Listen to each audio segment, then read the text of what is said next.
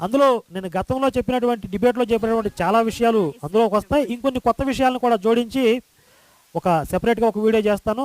ఆ వీడియోలో మనం శ్రీకృష్ణుని గురించి పూర్తిగా తెలుసుకునే ప్రయత్నం చేద్దాం.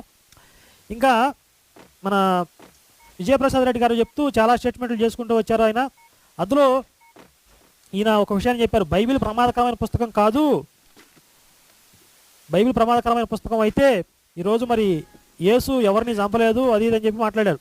బైబిల్ ప్రమాదకరమైన పుస్తకం అని ఈరోజు కేవలం హిందువులో ఎవరో చెప్పింది కాదు, ఒక పాశ్చాత్య తత్వవేత్త రచయిత అయినటువంటి జార్జ్ బెర్నార్డ్ షా అనే అతను ఈ ప్రపంచంలో బైబిల్ అత్యంత ప్రమాదకరమైన పుస్తకం, దానిని ఎక్కడైనా తాళం వేసి మూసి ఉంచండి అని చెప్పి వెస్ట్రన్ సైంటిస్టులే చెప్పారు.